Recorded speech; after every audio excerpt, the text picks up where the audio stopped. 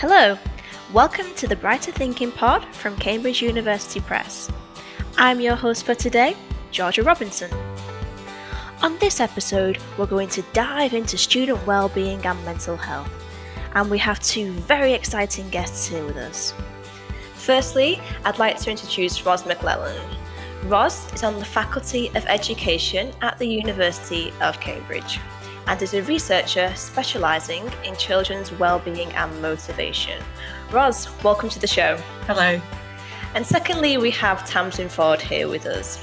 Tamsin is a professor of child and adolescent psychiatry, also from the University of Cambridge. Tamsin, it's a pleasure to have you here today. Thank you. I'm pleased to be here. So Ros and Tamsin are here to answer some questions around student well-being that you can use in the classroom. So before we get started, remember, all the links and info we discuss are available in the show notes. We're also recording this episode remotely from our homes, so please do bear with us if the sound drops out at any point.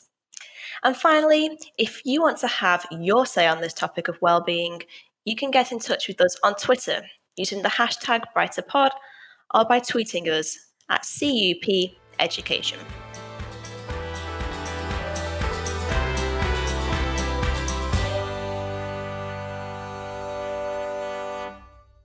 So before we dive straight into student well-being, I thought it might be nice to get to know our guests a little more. Our icebreaker for this episode is, what is the best lesson you've ever had? Now, this could be one you've taught yourself or one where you were the student, but we want to know what made it stand out for you. So let's start with Ros. What's your best lesson ever and why? I think the best lesson life has taught me is the realisation not everyone sees the world in the same way as you do. And it's really important to try and put yourself in other people's shoes. So an early realisation of this came when I was in primary school, finally in primary school, trying to help my friend who was struggling with a maths problem. And I just couldn't understand why she couldn't see it as I was seeing it. And it led to tears and falling out. You can imagine, nightmare. And we ended up in completely different sets when we ended up going up to secondary school. So I could see that also had real consequences for people in the real world. So I think that's what encouraged me eventually to go into teaching. I'm still interested in maths. I've been doing research on maths anxiety as a phenomenon. So, it's that importance of being able to see other people's perspectives. That's really great. Thank you, Ros. And Tamsin, how about you? I can think of a couple of examples, but probably the most relevant for this podcast is my amazing chemistry teacher, who demonstrated to me the importance of encouragement. So I live in a family that's full of amazingly talented people who are artists, photographers, thespians, and I can't underline a heading straight or act my way out of a paper bag. It's just not me. And not surprisingly, with this huge cultural influence, in secondary school, I was going to be a writer. I guess I am a bit of a writer in some ways. But I quite enjoyed sciences. And I was taught by the same chemistry teacher from year 7 right the way up to when I left school at age 18. She taught me A-level, and she taught me A-level because she took me aside when I was doing my O-levels and I was beginning to think about, what A-levels I might do. And she said, "You're really good at this." Actually, I ended up doing history, biology and chemistry, which really caused a stink in those days. So that conversation, that encouragement, that saying you can do this, just opened so many doors, and I try very much to do the same for the people that I work with. Yeah, absolutely. I think when you're younger, conversations like that can really kind of shape your life in quite a big way, and it's the kind of thing that you remember as you go through it. So that's really great. Thank you both for sharing those. Well, I'd like to thank Mrs. Wilson. And I went back to school for the 30th anniversary of leaving a little while ago, and she was there, which was fantastic. Oh, wow. So I was able to go up and have a conversation with her. In fact, we had lunch together, and I was able to say, I've had this amazing career, and I'm so grateful. It basically rests on a conversation that I had with you when I was 15 years old, which was just lovely. Wonderful.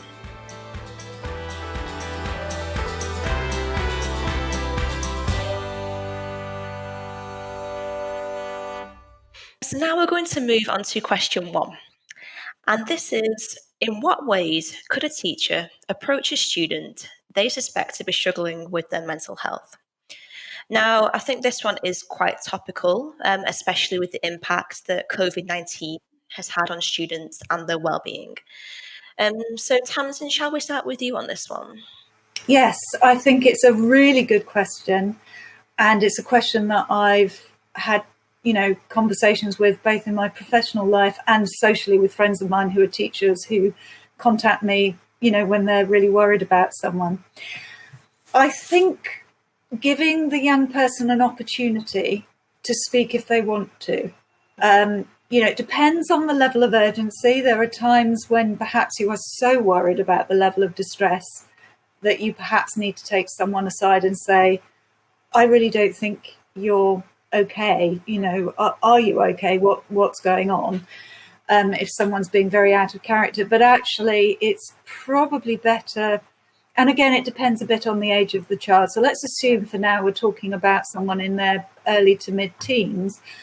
I would try and manufacture a situation where you weren't necessarily sort of face-to-face and direct conversation, unless you have that kind of relationship, but maybe ask them to tidy up the classroom with you at the end of the day, or give them some task where you're alongside each other.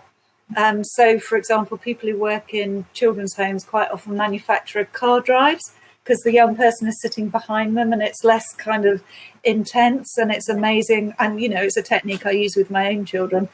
It's less confrontational and things will just slip out. But I think if you are really worried and that's not working and it is clear that this young person's struggling, perhaps trying to find somewhere where you think they will feel safe and comfortable, and raising it in an indirect way that opens the door for them to say something if they want to. Like, well, some people have had a really awful time during lockdown, or some people are finding it really hard to come back into school. And I wonder what it's like for you. And then you're kind of saying, I'm here, I want to listen, I want to know what you want to say, but you're not saying you have to talk to me. And, that some people won't. And I think the other thing I'd like to get across to colleagues working in schools is don't beat yourself up if the young person doesn't want to talk to you. Somebody else has said to me anecdotally, some of the best counselling I've ever had has just been sitting in silence. Yeah. So, your teachers, not counsellors, you're not expected to sort everybody's problems, but just saying, I'm here, I'm a bit worried, talk to me if you want to. That's fabulous. But don't worry if the person doesn't want to talk to you. Yeah, I think you're right. I think it's a lot about trying to figure out what's best for that child and how they want to respond to you, definitely. Ros, do you have anything to add to this? Well, I totally agree with what Tamsin's saying, that engineering of the opportunities for conversation is really important, and often not doing that in a confrontational manner is really important. So those walks down the corridor, that, as you say, giving them a little, asking them to help you get the books in, that sort of thing. I appreciate in our COVID world, none of that will work quite in the same way. So I don't quite know how we do it on Zoom and Teams, to be honest. People have ideas, perhaps they can write in. But I also wanted to sort of make a distinction between well-being and mental health issues. And of course, Tamsin's coming from the psychiatry world. But there are some distinctions between mental health and mental illness and well-being and flourishing as ideas. And actually, I'll pull out some statistics here just to share with you. There was a DFE State of the Nation Wellbeing report in 2019, obviously predates COVID, but it indicates that 84.9% of young people are relatively happy and only 5% are relatively unhappy. And similarly, there's an annual report done by the Children's Society called the Good Childhood Report. And there they asked young people to comment on different domains in their life, including school, which obviously is of interest to this audience. And again, on a 10-point scale, the average score young people gave about happiness in school was 7.1, which is pretty happy, with only 12% recording low scores. So the point I'm trying to make here is actually, of course, everyone has their ups and downs, but overall, these figures seem to suggest the vast majority of young people are doing okay in school. They are happy. But what do we mean about it? What is this thing well-being? I think, again, I would like to make a slight distinction between what's called hedonic well-being. This is the feeling happy, feeling things are going okay, and the eudaimonic well-being, which is this idea of self-actualization and functioning well. And actually, perhaps we need to think a little bit more of the latter, because these statistics that the government collect are more about the former. And we don't actually have very much in the way of international or national data on that, although a European survey conducted a few years ago suggested that only 16% of adults were flourishing. We don't have equivalent figures for young people. So there are things to look at there. So I think it's complicated, and this mental health and mental illness needs to be somehow considered alongside wellbeing. I don't know if Tamsin would like to add to that. I would agree. I think they're overlapping concepts, but actually you can have a chronic mental health condition and quite a high level of well-being, and you can be mentally healthy and have quite a low level of well-being. Absolutely. And I think this idea of functioning as well as the internal feelings is really important. I think in terms of data on children on this, there aren't many measures of functioning in children because, of course, it's very different as the skills that you would expect a child to have change as they develop. But the Strengths and Difficulties Questionnaire has an impact scale, and it has 5 subscales. And in order to try and get a handle on something akin to how are you functioning, we define thriving as being in the normal range. So in other words, scoring below the 90th centile. So, 90% of the ordinary population would score in this range. We use that cut point that if you were scoring on all the subscales, including the functioning one, so you didn't have any behaviour issues, you didn't really have any emotional issues, your peer relationships were good, your pro-social behaviours were high, and there wasn't any evidence of any impact, that you were thriving. And in fact, it was about 50% of the population, general household population sample, but only about 10% of children who were looked after, which you would expect. They're in care because they've come from very disadvantaged circumstances and their parents weren't coping. So you would expect that. But it was 50% of the general school-age population, which I think is very encouraging, actually. Nice. Yes, absolutely. I think it'll be really interesting to see the effect COVID-19 has on quite a lot of these statistics today as we go forwards. But yes, really interesting points. Thank you both so much for sharing those today.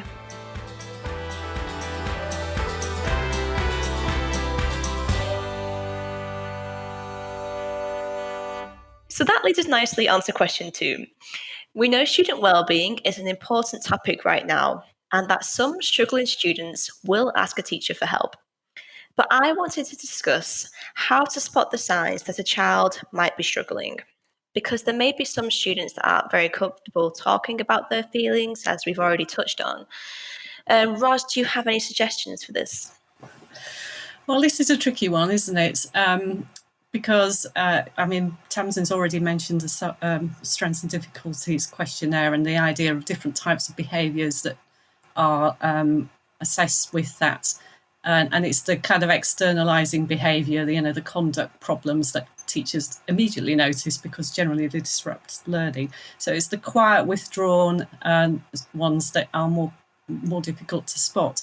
And actually, if you look at, Mind has a really helpful checklist of sort of symptoms for common problems such as depression and anxiety. And whilst they're targeted more for adults, still quite useful for teachers, I think, to look at for students.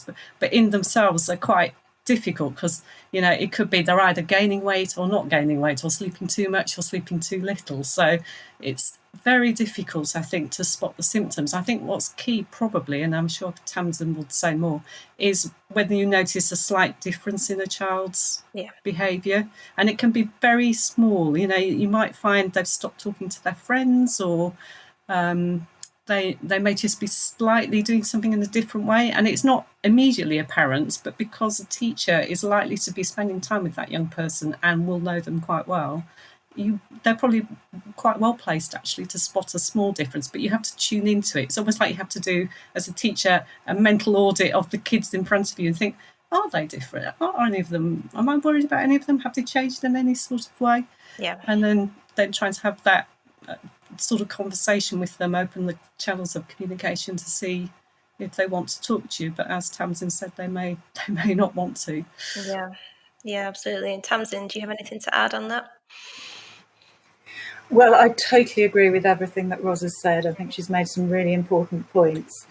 And I would encourage teachers to have confidence in their sort of, intuitions, because they will know their pupils well. They will know, their context, which is also part of it. I think there are some things that schools could use systematically that is data that's collected anyway. So a change in attendance pattern, for example. Yeah. Poor attendance at school is associated with both anxiety and depression. And particularly if you've had a child who has attended fairly well and suddenly they're missing odd lessons or days, that's something that might get you thinking. Anxiety and depression and eating disorders affect your ability to concentrate. So if a child who's previously been attentive suddenly just doesn't quite seem to be on the ball, seems distracted, or the quality of work suddenly changes or subtly changes, those are things that teachers will be tuned into that actually, can get you thinking, well, okay, what's going on here? What might explain these changes? And behaviour can be a communication. Depression and anxiety both lead to irritability too. So you have a child who's suddenly talking back or grumpy or suddenly seems to be falling out with all their friends all the time. What's going on? It's perhaps worth adding that the paper of your ex-colleagues from Exeter that recently was published about whether teachers noticed a concern and whether that did link to whether they had symptoms on a different measure, and teachers' judgment was moderately predictive and sensitive. Yeah, absolutely. And I think the thing to say about that is teachers were really, really good at spotting the kids that were doing okay. So if the teacher wasn't worried about the young person's mental health, so this was, to give the context of this, this was a national survey data where we had nearly 8,000 school-age young people. And again, it was a strengths and difficulties questionnaire, and the impact supplement has a question that essentially says, do you think this child has a mental health problem? And we split the answers into no or, minor, as meaning nothing significant going on, and definite and severe, as the teacher is really quite worried about that young person. In the same study, there was a very detailed diagnostic assessment, which involved a 45-minute plus interview with parents and a similar interview with youngsters if they were 11 or over. The younger children are, in a research context, not reliable enough. Clinically, you would speak to them. And then if the family agreed, that their teacher was mailed a questionnaire. And so obviously we could only work with the data where teachers were involved. Mm-hmm. And I think it was fewer than 2 or 3% of children who would have had a clinically impairing mental health condition according to the systematic assessment were teachers worried. That where teachers were less accurate is they're very good at spotting a concern, but not whether that translates into a clinical level of problem. Right. But that's not teachers' job, so I don't think that matters. So I think teachers should be very confident in their gut instincts. If you think a young person is doing okay, 99 times out of 100 they will be. And if you're worried, whether it's a well-being minor transient issue, there's still something going on.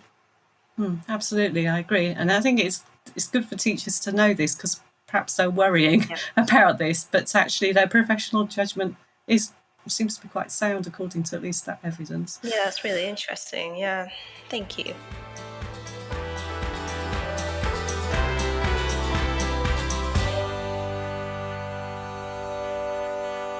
So I'm going to move us on to question 3 now. So we have a lot of teachers on our teacher panel talking about student well-being. And Nick, who is a science teacher from the UK, asks, what does good mental health or well-being planning look like? Should this be taught as a separate subject or integrated into all lessons where appropriate? Tamsin, do you want to begin us off on this one? Well, as somebody who's not only a psychiatrist, but my research and, now my career is about public mental health, I would, of course, say both. Yeah. I think good health, physical and mental, is intrinsic to success, both in school and afterwards. And absolutely, if we can integrate ways of problem solving, emotional regulation, working in teams, all of that provides you with the skills to keep yourself mentally healthy. But I do think, as part of PHSE, that actually some of those things that, are things that can be taught as skills, and the understanding that we all need to sleep, and you may be lucky and only need 3 or 4 hours a night, or you may be someone who needs 12 hours, but you need the sleep you need, and you need to do it regularly. You need to eat well, and the better, the better the fuel you're putting in your engine, the better your performance in your car's going to be, or your body. You need to keep yourself physically healthy, and you need to keep yourself mentally healthy, and that means having good relationships with people, trying to keep away from people. We can't all get on with everybody, and if there's someone you really clash with, well, can you have as little contact with them as possible? Learning how to resolve conflicts in a positive way and to solve problems, learning what, we all of us will have things that we find really stressful, and all of us will have things that actually we can cope well with. Knowing your own personal set of triggers and what makes you anxious or what makes you stress, and working out ways to manage that so you don't get overwhelmed, are all really useful life skills that actually would stand people in good stead in the job market. And there's not a GCSE in it, and I don't think they should be, but actually they are essential life skills that we should be teaching people. I think we should also be teaching everyone first aid, actually, which isn't necessarily on all school curricula, and we should teach people how to swim. So, 2 things that might save your life or somebody else's life, but actually keeping yourself healthy is, right up there amongst useful skills to have. Yeah, and what do you think, Ros? So, I would agree with what Tamsin said, but I would go further, I think, in that on the one hand, these are really important skills that need to be taught, and the PSHE curriculum is clearly a good place for that to happen. But to do it just in that area, and it might be seen as a bolt-on, I think would be a real mistake. I think if we want good mental health and well-being, we need to plan for that at the whole school level. It needs to be a whole community thing. There is a network called Schools for Health in Europe, and they have quite an interesting website that the listeners to this may be interested later in looking up.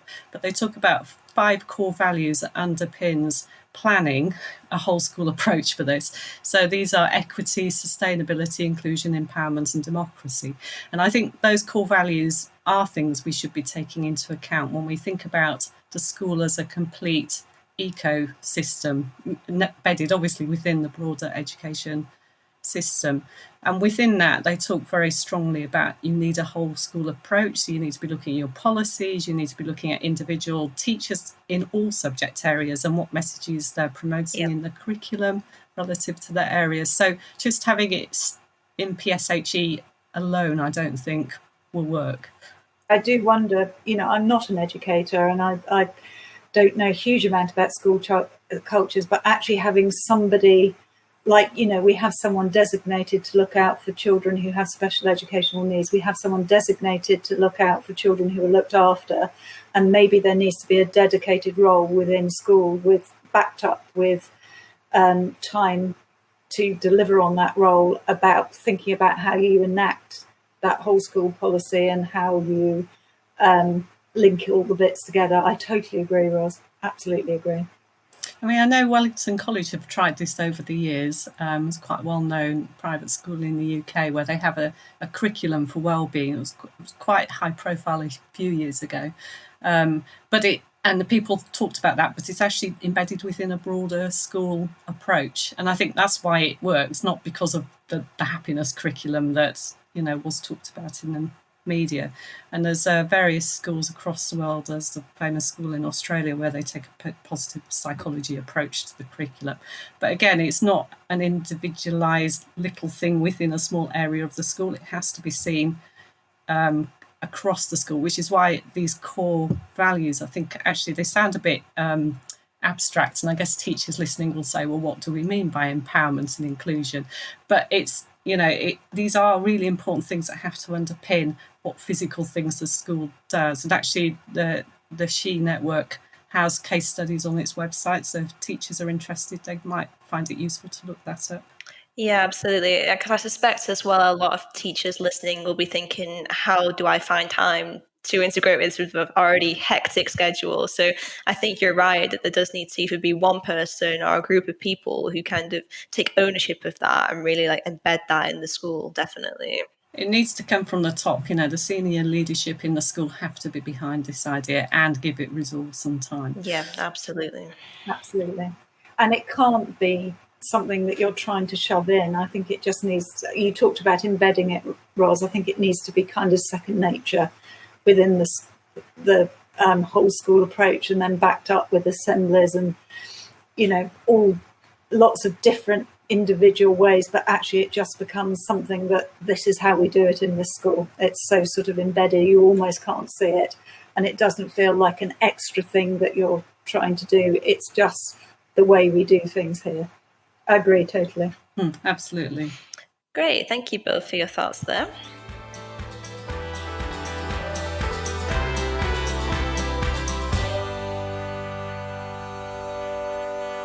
And finally, I have one last question for you.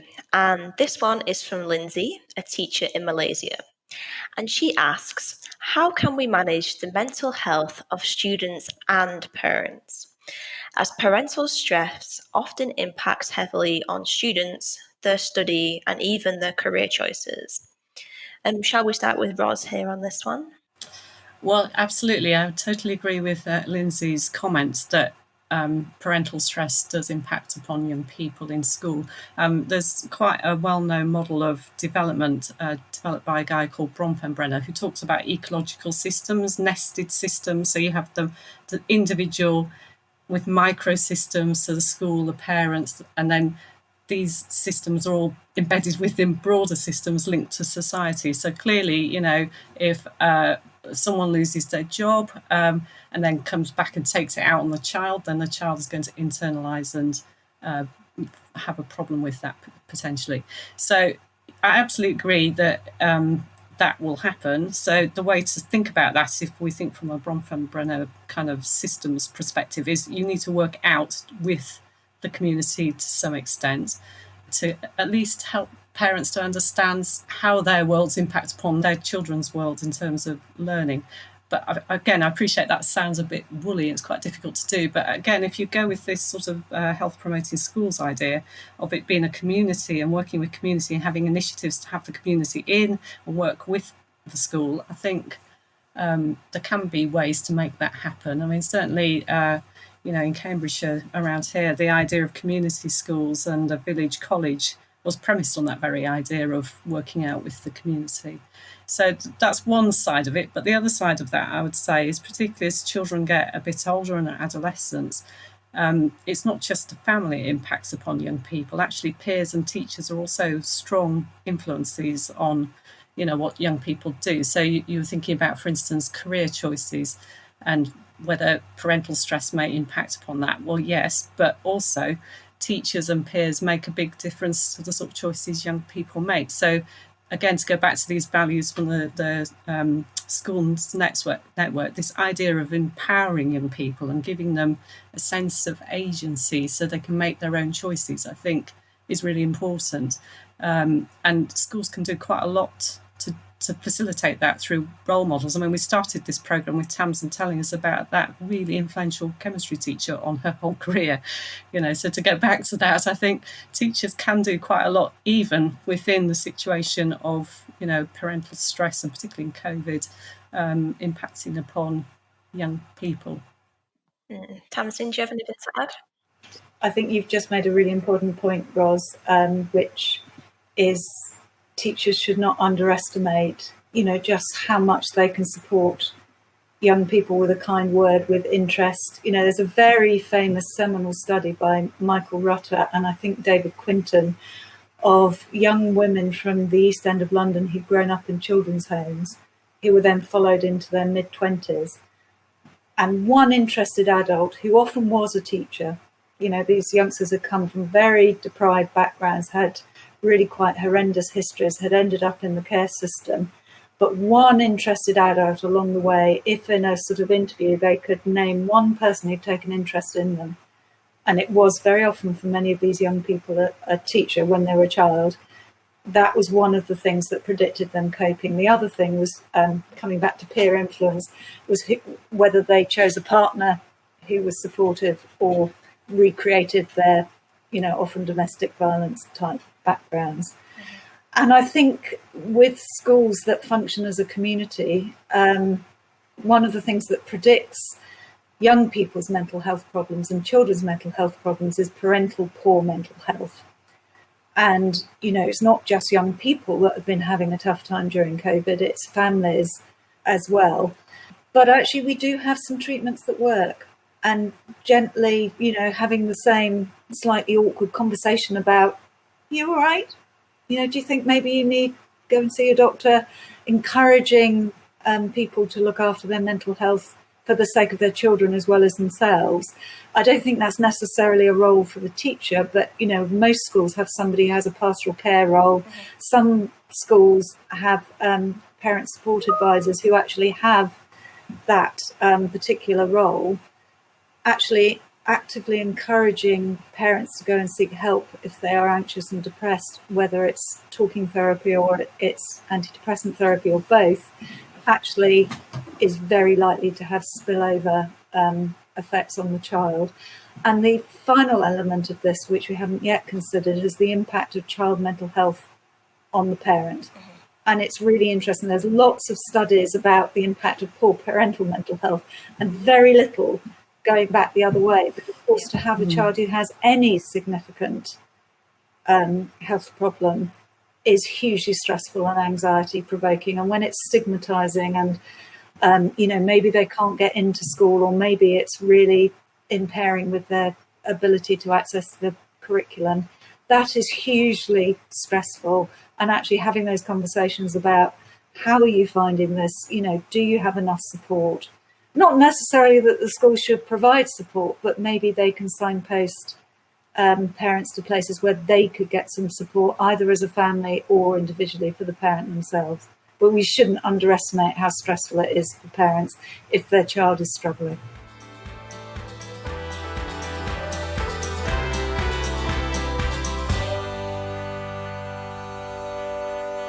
Well, that's all of our questions for today. We've had an excellent discussion today. I'd like to take a moment to thank our guests, Ros and Tamsin, for being here with us. It's been really great to get some insights into the world of student well-being, and you provided lots of valuable and insightful advice, which I'm sure our listeners will really appreciate. Ros, where can people find out more about you? So my Twitter handle is @Ros McLellan, all lowercase with no gaps. And I'm on the Faculty of Education website, which is www.educ.cam.ac.uk/people/McLellan. And Tamsin, how about you? I'm on I'm Tamsin_J_Ford on Twitter, and I can be found on Cambridge Department of Psychiatry website. I have a page, and then there's a rather more exciting page if you scroll right down to the bottom that links through to the work that my group does. And I have to say that's where I'd go and look rather than just at me. I'm boring. And that's all we have time for today. Remember to subscribe and rate our show on wherever you're listening from. And don't forget to tell your colleagues about us if you found today's episode useful. As usual, all of the links and books we've spoken about today will be available in our show notes, so please do take a look at them. And remember to follow us at CUP Education or use the hashtag BrighterPod to get in touch. Please also subscribe and rate us if you've enjoyed the show. Thanks again, and we'll see you next time.